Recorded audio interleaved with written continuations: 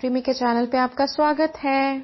अगर आपको मेरे वीडियोस इंटरेस्टिंग लग रहे हैं तो प्लीज मेरे चैनल को सब्सक्राइब करना ना भूलें। लास्ट पार्ट में हमने देखा कि कैसे शियोन और शिया की बहस हो जाती है शियोन से ह्वेसोंग के अफेयर को लेकर। वो बहुत गुस्सा करती है और इसी बीच में ह्वेसोंग भी इंटरफेयर करने आ जाता है, पर तुरंत ही ह्वेसोंग का मैनेजर वापस आ जाता है और वो अपने मैनेजर के साथ चला जाता है। शिया और शियोन वहीं पे रहते हैं। शिया शियोन से बोलती है कि अगर उसे लगता है कि ह्वेसोंग उसे पसंद करता है तो वो बहुत बड़ी गलतफहमी में है। शियोन जिस बारे में फील कर रही होती है और सोच रही होती है उसी बात को शिया भी बोलती है कि अगर शियोन को उसने असली में देख लिया कि वो कैसी दिखती है, फैट है, अगली लुकिंग है, तो वो बिल्कुल भी उसे भाव नहीं देगा। भाव क्या, वो उसके आसपास भी नहीं मंडराएगा। ये बोल के शिया वहां से चली जाती है। शियोन का मैनेजर आता है वहां पे और बाकी टीम मेंबर्स भी आते हैं। उसकी बुरी हालत देख के पूछते हैं कि ये क्या हुआ उसे, पर वो किसी को कुछ नहीं बताती और उनके साथ चली जाती है। पर गाड़ी में रास्ते में जाते जाते वो बहुत रो रही होती है और बुरा फील कर रही होती है। घर जाने के बाद शियोन अपने नेकलेस को देख के कुछ सोच रही होती है और वो टैरेट कार्ड रीडर के घर चली जाती है। वहां उसे एक लड़की मिलती है जो एक्चुअल में वो टैरेट कार्ड लेडी की बेटी होती है। शियोन को वहां जाके ये पता चलता है कि टैरेट कार्ड लेडी की एक्चुअल में डेथ हो चुकी है और अब वो शॉप को उसकी बेटी ही हैंडल करती है। शियोन ये बात सुन के थोड़ी सैड और कंफ्यूज्ड भी हो जाती है और उस लड़की से पूछती है कि क्या मैं अपनी बॉडी में अब वापस जा भी पाऊंगी, क्या ये पॉसिबल है। वो लड़की उसे बताती है कि ऐसा हो सकता है, पर एक विश को वापस उल्टा करना बहुत मुश्किल होता है, जिसके लिए बहुत बड़ी प्राइस चुकानी होती है। शियोन इस बारे में बहुत सोचती है और डिसाइड करती है कि वो शिया को सब कुछ बता देगी। वो उसे नेकलेस का सीक्रेट बता देती है और उसके विशेस के बारे में भी बता देती है और ये भी बताती है कि वो टैरेट कार्ड रीडर के यहाँ गई थी और उसकी बेटी से मिली जिसने उसे विशेस के बारे में बताया कि कैसे उसको उल्टा कर सकते हैं। शिया ये जान के बहुत ही खुश हो जाती है कि वो अपनी बॉडी में वापस जा पाएगी और शियोन को विश मांगने बोलती है। शियोन वो नेकलेस निकालने के लिए अपना पर्स खोलती है, पर वो नेकलेस उसे नहीं मिलता। वो इधर उधर ढूंढती है पर कहीं भी नेकलेस नजर नहीं आता।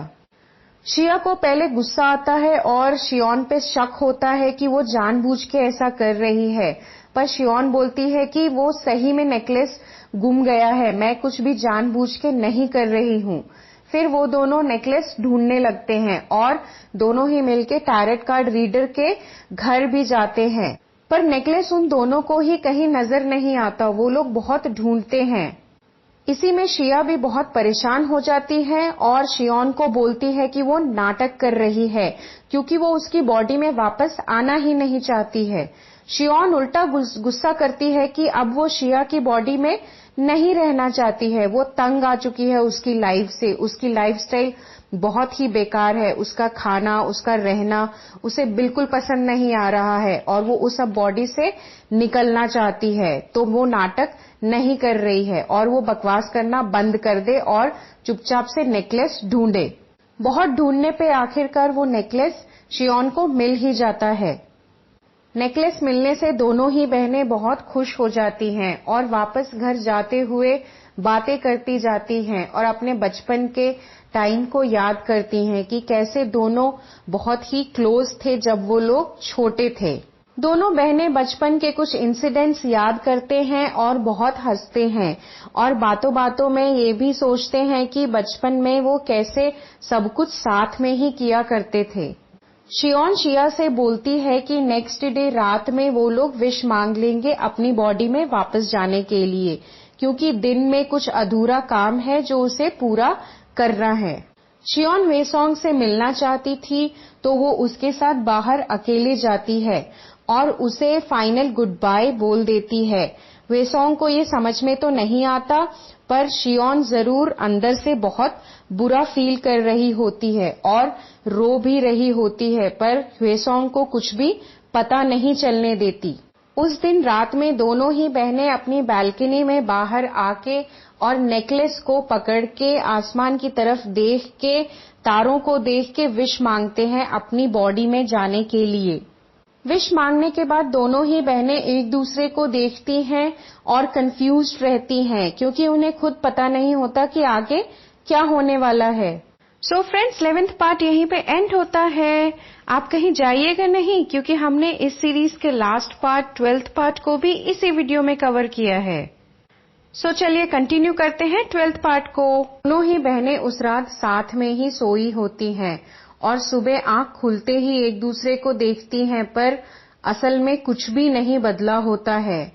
इसका मतलब ये कि उनकी विश अभी तक पूरी नहीं हुई है।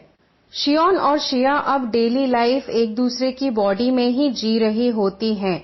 उन्हें नहीं पता होता कि उनकी विश कब पूरी होने वाली है।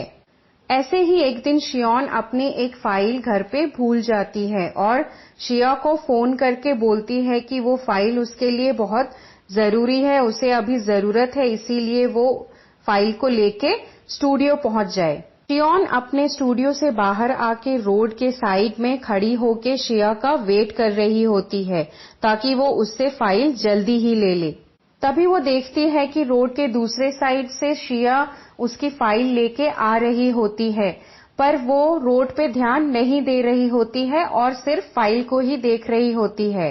कि रोड पे एक गाड़ी आ रही है, पर शिया का बिल्कुल भी ध्यान नहीं है और उसका एक्सीडेंट होने वाला होता है, पर शियोन जल्दी से जाके उसे धक्का देके बचा लेती है। शियोन और शिया दोनों ही घायल हो जाते हैं और उनको हॉस्पिटल लेके जाना होता है।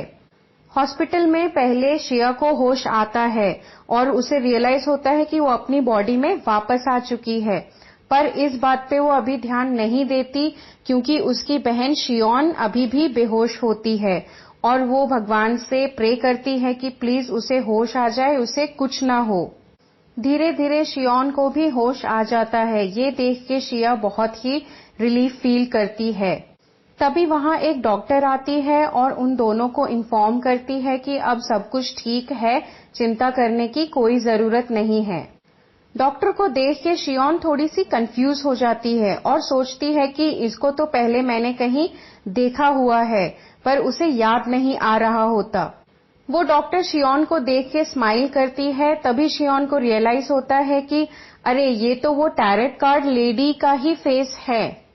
शियोन को रियलाइज हो जाता है कि ये सब कितना मैजिकल है और उन दोनों की विश भी पूरी हो चुकी है। वो खुद अपनी बॉडी में आ चुकी है और शिया अपनी ही बॉडी में जा चुकी है। सब कुछ पहले जैसा हो जाता है। शिया वेसोंग से मिलने जाती है और उसे बोलती है कि वो उससे ब्रेकअप करना चाहती है क्योंकि वो अभी उसके करियर के लिए अच्छा नहीं है और वो अपने करियर पे ही ध्यान देना चाहती है अभी, पर उसे वो रियलाइज नहीं होने देती कि वो एक्चुअल में शियोन नहीं है, वो शिया ही है।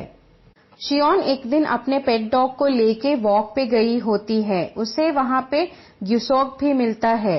वो उसे सॉरी बोलता है और अपने बिहेवियर के लिए माफी मांगता है। ग्युसोक उसे प्रपोज भी करता है और शियोन उसे मना कर देती है क्योंकि अब उसके दिल में सिर्फ और सिर्फ वेसोंग ही रहता है।